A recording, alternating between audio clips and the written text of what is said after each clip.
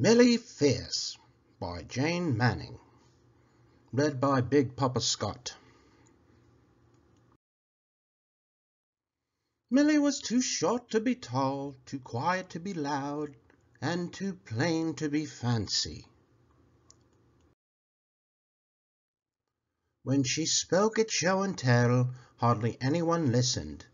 When she walked into a room, hardly anyone looked up. And when there was cake to dish out, Millie never got anything better than a small, simple piece. One day, Millie was drawing sidewalk pictures. She had just finished a flower. It was a little bit crooked, but it was the best flower she had ever drawn. All at once, 3 girls from the school marched past her as if she wasn't there. They walked all over her flower, and over it until it was nothing more than a big multicolored smudge.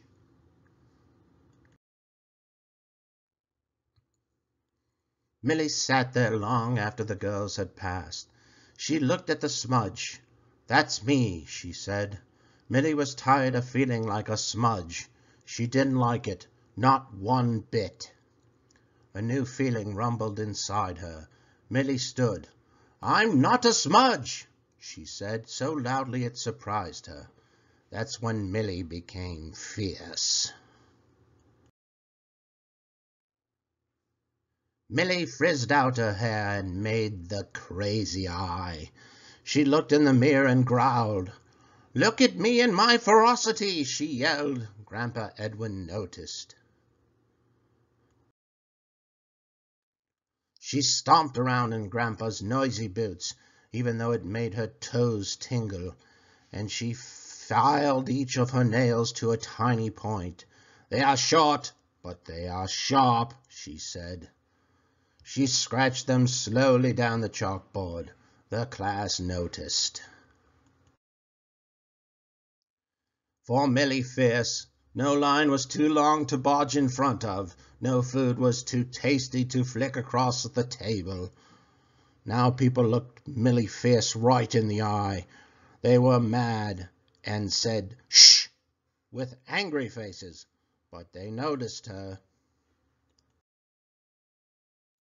She left muddy handprints on the kitchen wall and painted Buddy's face bright blue. "Watch out! I bite!" she howled like a mad thing.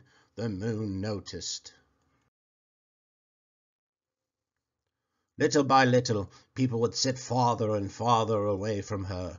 Millie Fierce noticed that they didn't look at her as much. So she pulled off the buds of Mrs. Clee's favorite peony and laughed when Mrs. Clee's face turned beet red. She only felt the littlest bit bad about it.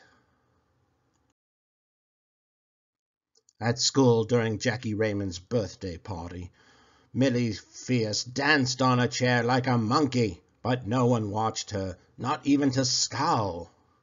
So Millie Fierce hid the tail of the donkey. She dumped jelly beans on the floor. "Just ignore her," said one of the girls in the class. Everyone did. So Millie Fierce grabbed the biggest, best piece of cake, the one with 2 roses on it. She knew it was the birthday boy's piece. She took it anyway. Just before she took the first bite, she looked around to see if anyone was watching her. Everyone was, but no one made a sound. Except Jackie Raymond, who was crying. Millie Fierce hung her wild head. For the first time in her life, she wished she was invisible. That day, Millie walked the long way home. She went up to her room and combed out her hair and filed down her nails. She drew a card for Jackie Raymond with a flower on the outside. "I'm sorry and happy birthday," she wrote on the inside, and signed it Millie. She spit-shined Grandpa's boots and fed Buddy his supper. Everyone noticed. Millie decided she liked being good better than being fierce. Mostly. The end.